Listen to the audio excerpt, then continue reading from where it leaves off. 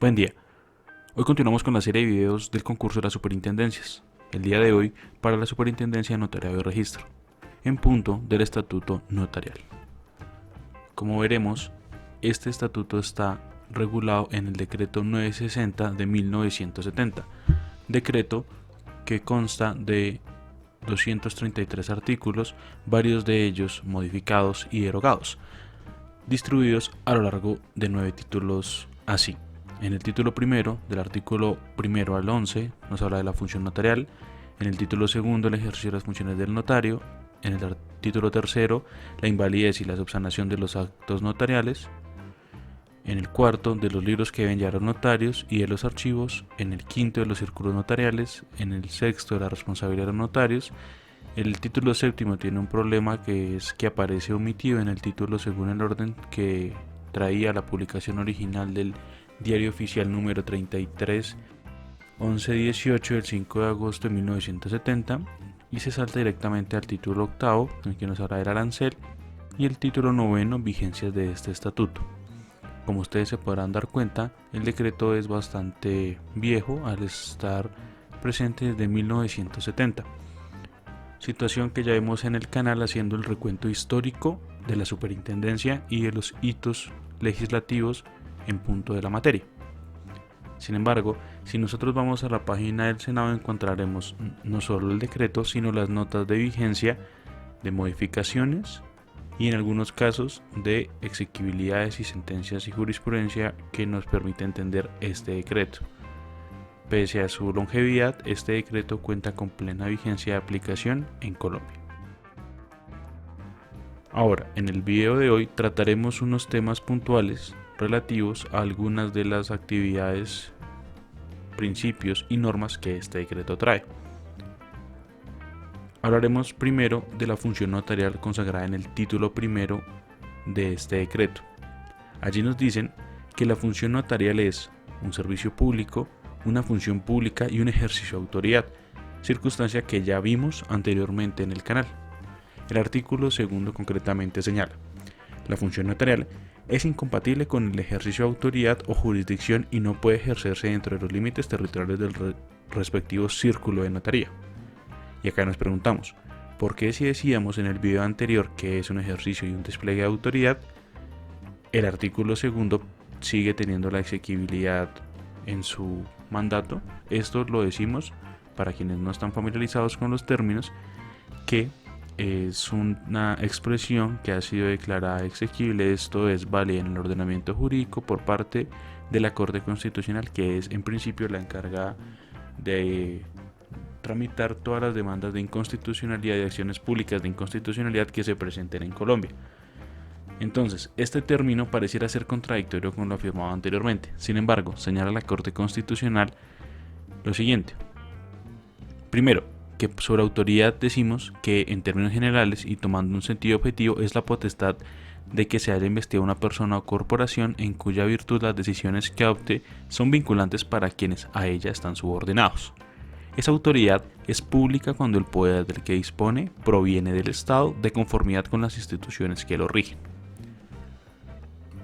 Acto seguido nos señala la sentencia C-181 del 97 con ponencia del Dr. Fabio Morón Díaz lo siguiente: de un análisis desprevenido del artículo segundo del decreto 960 de 1970 fluye con claridad que el propósito incito en esa disposición es el de establecer la incompatibilidad del ejercicio de la función notarial con el cumplimiento de cualesquiera otras funciones que impliquen el ejercicio de autoridad o de jurisdicción, bajo el entendido de que el notario también es autoridad y que, por lo mismo, el desempeño de sus labores no puede concurrir en desarrollo de funciones diferentes a la suya y que igualmente sean resultado y la expresión de la autoridad con la que la organización política las reviste.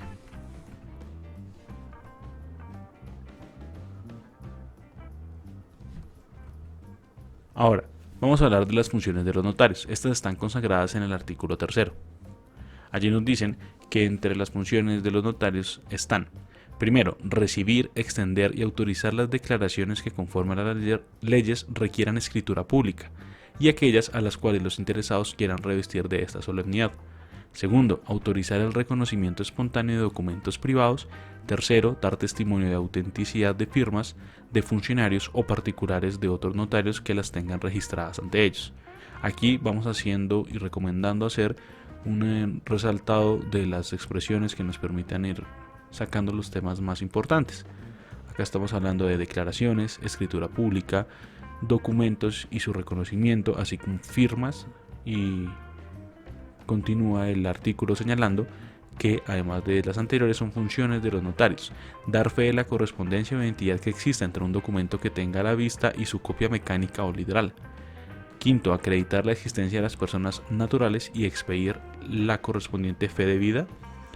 Sexto, recibir y guardar dentro del protocolo los documentos o actuaciones que la ley o el juez ordenen protocolizar o que los interesados quieran proteger de esta manera.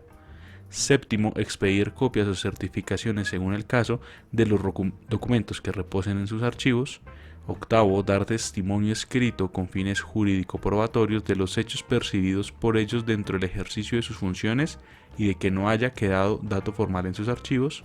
Noveno, intervenir en el otorgamiento, extensión y autorización de los testamentos solemnes que conforme a la ley civil deban otorgarse ante ellos. Décimo, practicar apertura y publicación de los testamentos cerrados. Numeral 13, llevar el registro del estado civil de las personas en los casos por los sistemas y con las formalidades prescritos en la ley. Y 14, las demás funciones que le señalen las leyes. Ustedes notarán que hemos saltado una serie de numerales, y esto no hace otra cosa que hacer énfasis en lo que habíamos mencionado de leer en la página del Senado las normas que estudiemos, y ustedes encontrarán que este numeral 11 y numeral 12 se encuentran derogados por el decreto 2163 de 1970, y en punto de la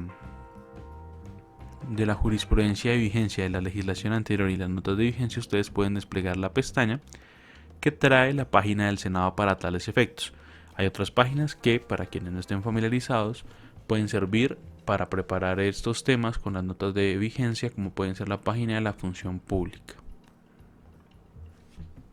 Ahora bien, siguiendo en este título, primero hablemos de la función notarial,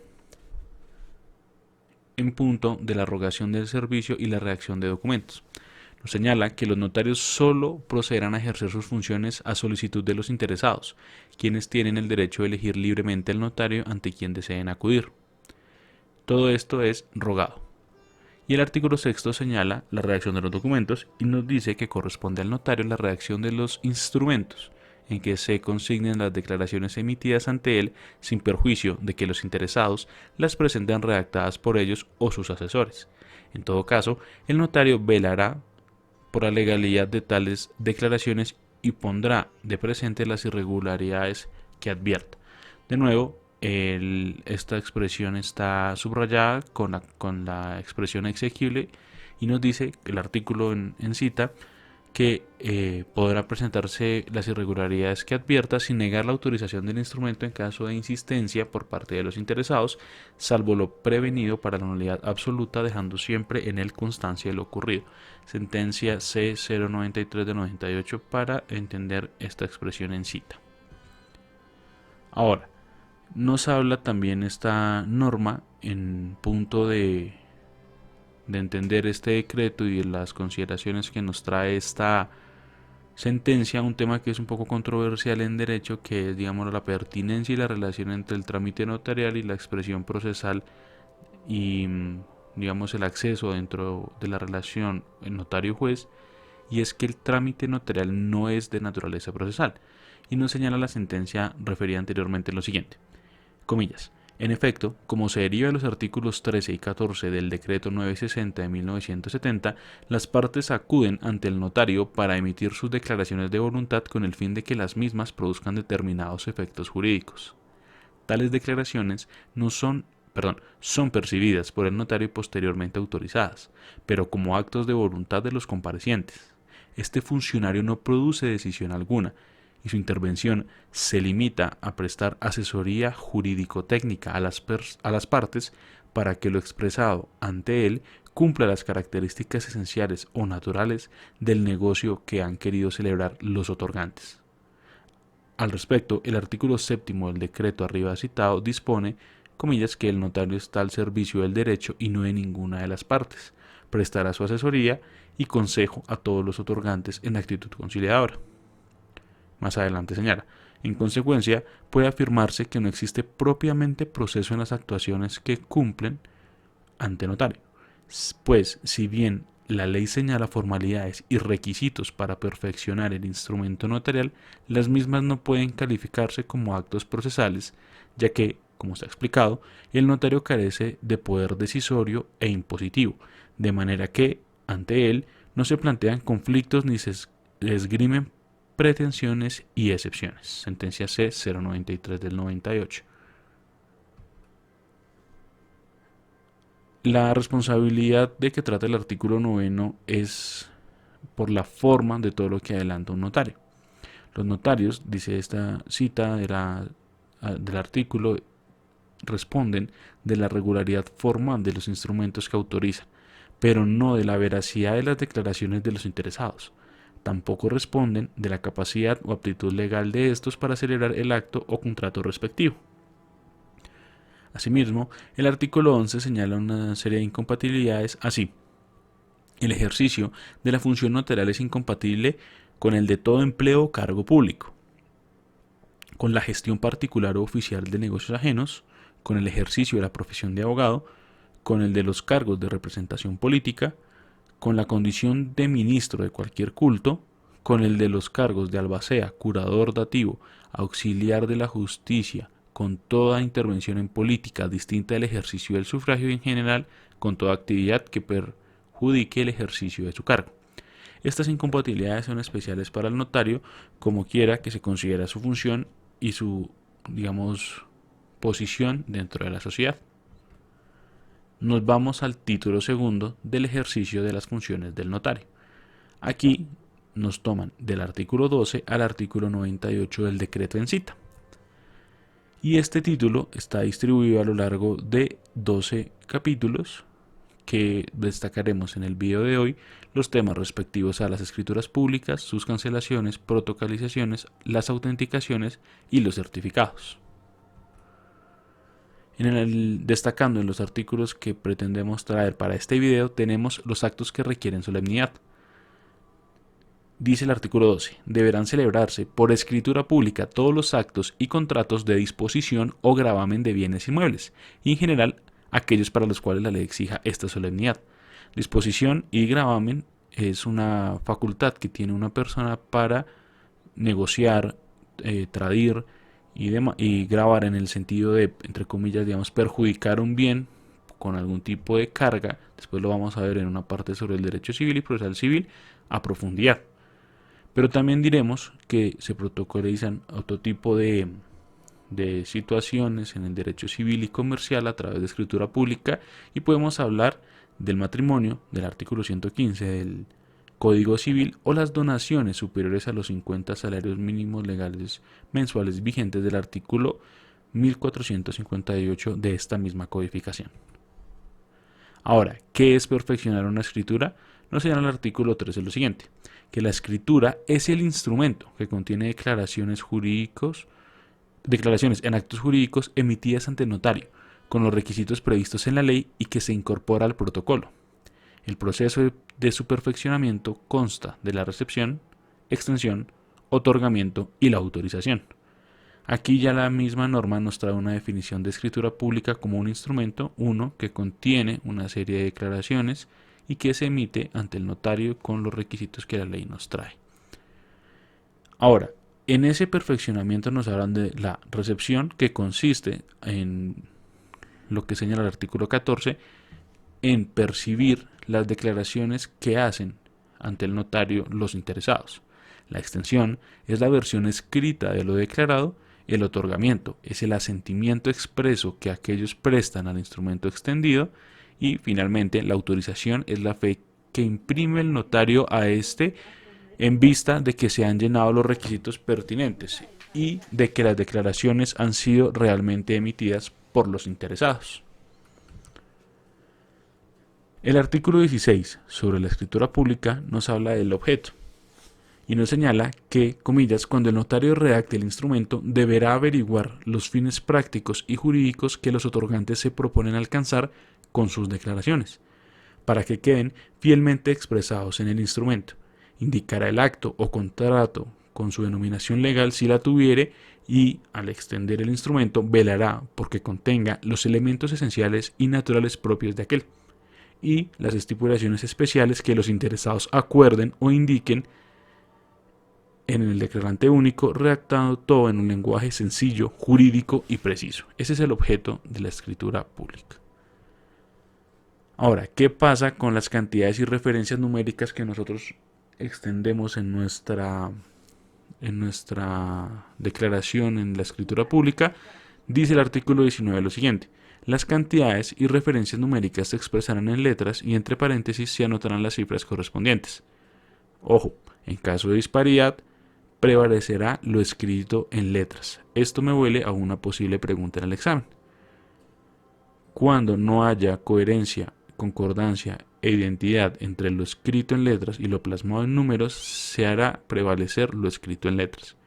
Por ejemplo, se dice que está escrito en letras o en la literalidad 1999 en letras y en paréntesis el año en números 1996. ¿Qué pasa? ¿Qué tipo de conflicto se podría llegar a presentar de diferentes naturalezas? Pero la forma de resolverlo, si hay duda, será acudir a lo que esté en las letras. En este caso, 1999 y no 1996 como aparece en el paréntesis. Ahora, el artículo 21 nos habla de actos absolutamente nulos y señala que el notario no autorizará el instrumento cuando quiera que por el contenido de las declaraciones de los otorgantes o con apoyo en pruebas fehacientes o en hechos percibidos directamente por él, llegue a la convicción de que el acto sería absolutamente nulo por razón de lo dispuesto en el artículo 1504 del Código Civil. Si nosotros nos vamos al artículo 1504, nos habla de la incapacidad absoluta y relativa.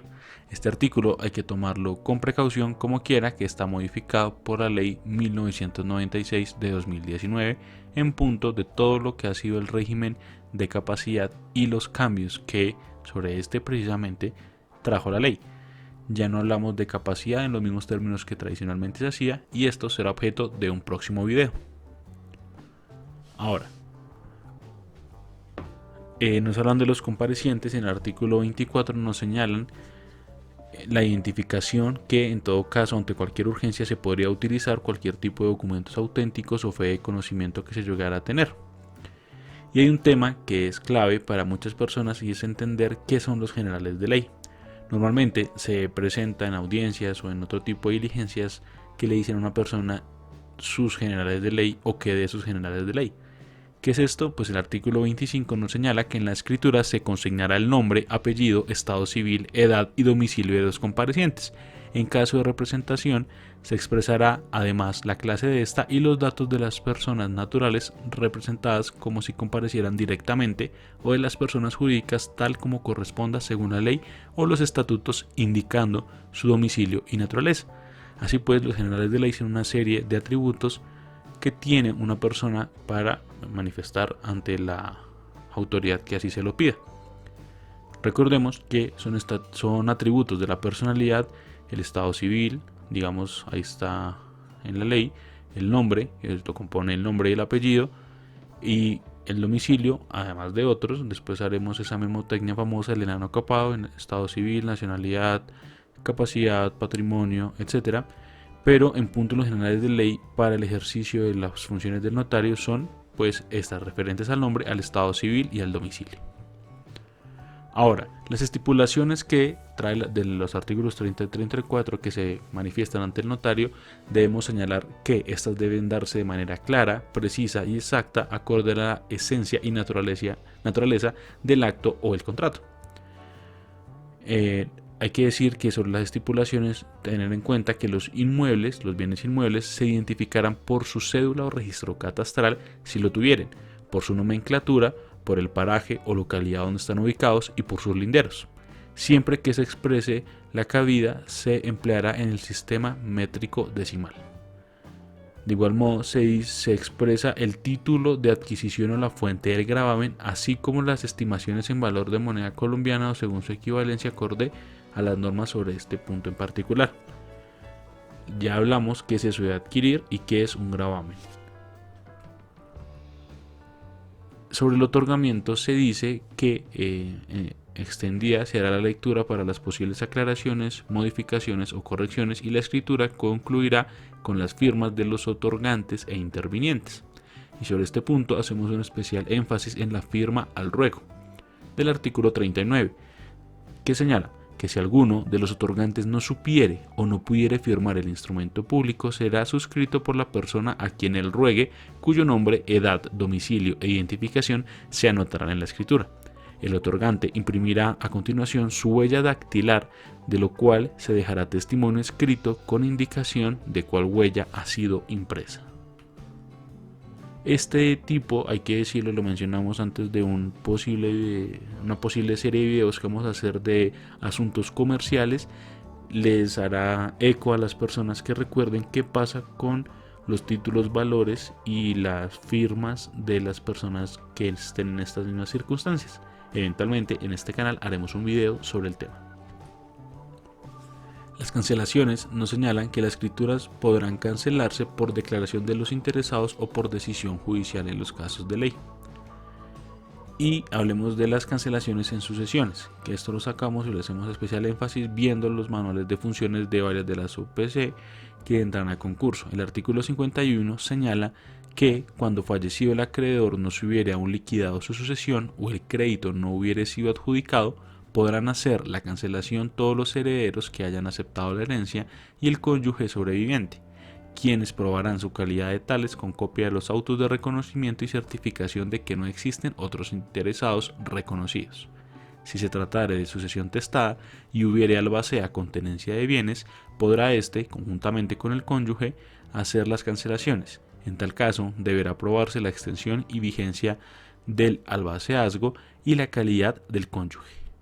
En estos casos, y tratándose de sucesiones en curso, el valor del crédito será depositado en el juzgado del conocimiento y el notario no expedirá certificado de cancelación mientras no se acredite ante él que el depósito ha sido constituido con destino a la sucesión.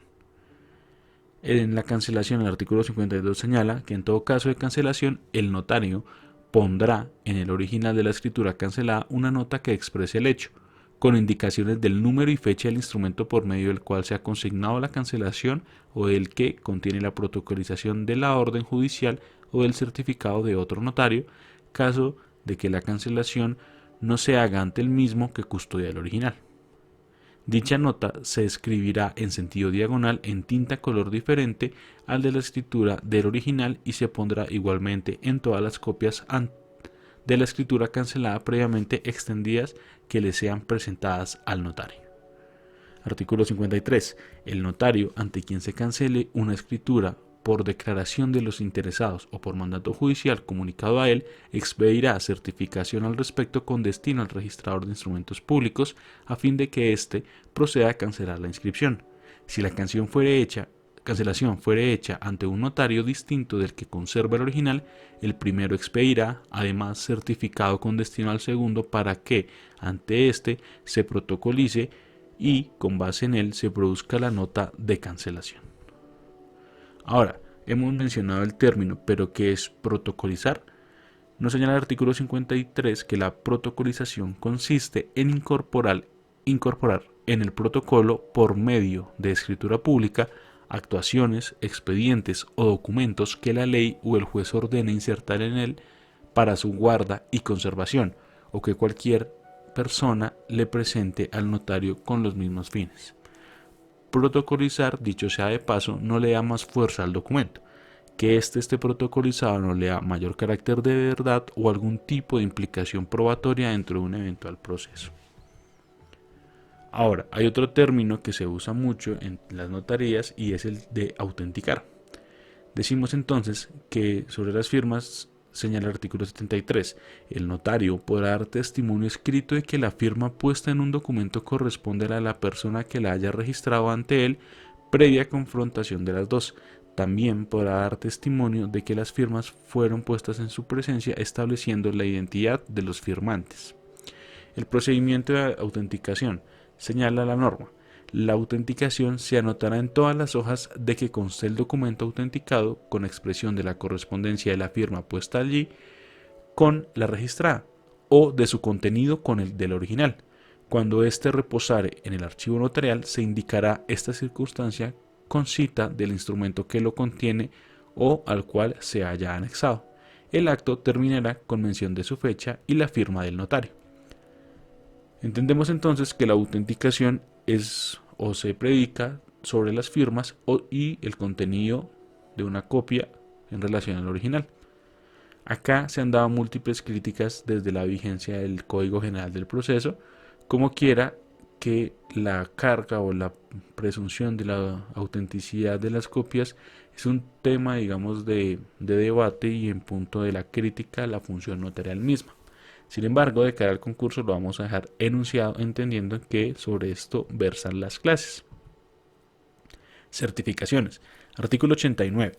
Los notarios están facultados para expedir certificaciones sobre aspectos especiales y concretos que consten en el protocolo con fuerza probatoria de instrumentos públicos solo en los casos autorizados por la ley. Pertenecen a esta categoría los extractos de las escrituras de constitución, reforma, disolución o liquidación de sociedades conforme a las normas pertinentes de los códigos civil y de comercio. Acá, si nos vamos al Código de Comercio, tenemos que el artículo 34 refiere al trámite de registro de las escrituras de constitución de sociedades en estos términos. El registro de las escrituras de constitución de sociedades mercantiles, de sus adiciones y reformas se hará de la siguiente manera. Primero, copia auténtica de la respectiva escritura se archivará en la Cámara de Comercio el domicilio principal.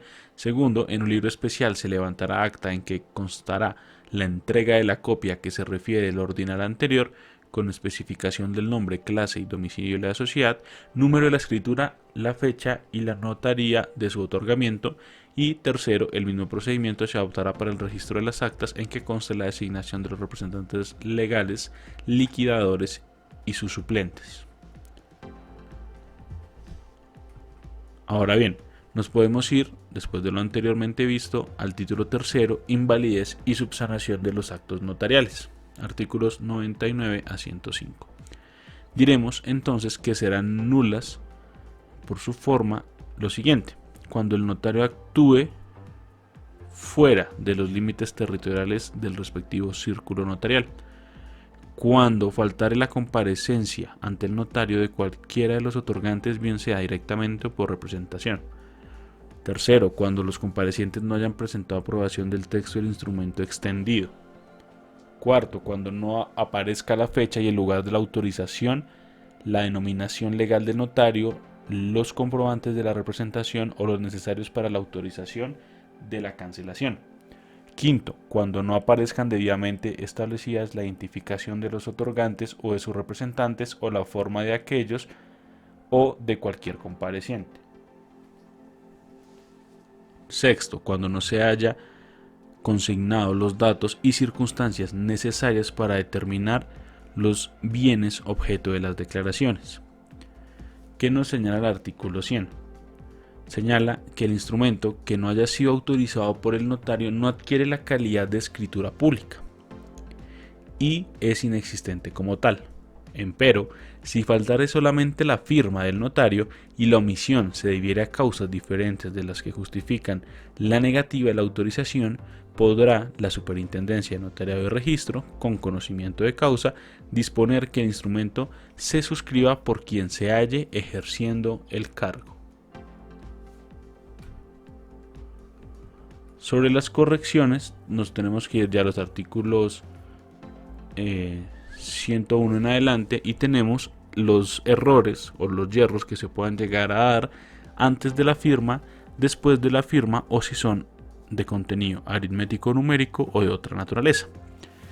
Sobre los errores que se den antes de la firma nos señalan que Los errores en que se haya incurrido al extender un instrumento advertidos antes de su firma se corregirán subrayando y encerrando entre paréntesis las palabras o frases que deban suprimirse o insertando en el sitio pertinente y entre líneas las que deban agregarse y salvando al final lo corregido, reproduciéndolo entre comillas e indicando si valen o no valen lo suprimido o agregado.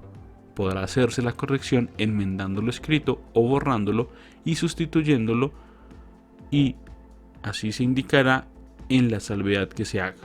Las salvedades serán autorizadas por todas las firmas que deba llevar el instrumento, pero si éste ya se hallare suscrito sin haberse autorizado aún, se salvarán las correcciones y se volverá a firmar por todos los comparecientes. Sin dichos requisitos, no valdrán las correcciones y se tendrán por verdaderas las expresiones originales. Cuando el error es después de la firma, señala el artículo 102 que, una vez autorizada la escritura, cualquier corrección que quisieran hacer los otorgantes deberá consignarse en instrumentos separados con todas las formalidades necesarias y por todas las personas que intervinieron en el instrumento corregido, debiéndose tomar nota en este de la escritura de corrección. Más adelante, para los errores aritmético-numéricos se señala que los errores puramente aritméticos podrán ser corregidos en cualquier tiempo si los factores que los determinan se hallan claramente establecidos en el propio instrumento. La cifra aritméticamente verdadera se pondrá en sustitución de la errónea, de la manera y por los trámites indicados en el artículo 101. Si se cometiera error en la nomenclatura, denominación o descripción de un inmueble o en la cita de su cédula o registro catastral, podrá corregirse mediante el otorgamiento de escritura aclaratoria suscrita por el actual titular del derecho. Si en los comprobantes allegados a la escritura en que se cometió el error y en los títulos antecedentes apareciere el de manifiesto. De igual modo, se procederá si el error se cometiera en relación con los nombres o apellidos de alguno de los otorgantes, considerando los documentos de identificación en el mismo instrumento. Esto está en el artículo 103 del decreto en cita. Sobre otros errores está el artículo 104 que en su punto señalaba: de la misma manera prevista en el artículo precedente, podrá corregirse el error de la cita de los títulos antecedentes y sus inscripciones en el registro si fuere posible establecerlo con precisión mediante el certificado actual del registrador, y este se protocoliza. Ahora, ¿qué pasa cuando se tiene que hacer la reconstrucción de una escritura pública que se encuentra en la condición de perdida o destruida? Acudimos al artículo 105 que señala que una escritura perdida o destruida en todo o en parte podrá ser reconstruida con su copia auténtica, de preferencia con la que repose en el archivo oficial, mediante reproducción total y auténtica de esta. El notario colocará en el sitio correspondiente del protocolo la reproducción mencionada, indicando bajo su firma que reemplaza al original. Si la pérdida o destrucción fuere de un tomo completo del protocolo, se procederá en igual forma y en testimonio de la reconstrucción se sentará por el notario en acta que enumere todas las escrituras que la formaban, según el libro de relación. Esta acta encabezará el tomo reconstruido como manda el artículo 105. Decir entonces que el título cuarto de los libros que deben llevar los notarios y de los archivos está regulado en el artículo 106 a 120, siendo de 4 naturalezas los libros que llevan los notarios. Serán libros de protocolo, artículos 107 y 108, libros de relación, el índice anual y de actas de visita. De momento dejaremos hasta acá. Sin embargo, seguiremos con el estatuto notarial en punto de qué son los notarios, propiamente dicho sus requisitos, y los círculos notariales dentro de este estatuto notarial. Como vimos inicialmente, se anticipa también el video del estatuto registral. Por su atención, muchas gracias y buen día.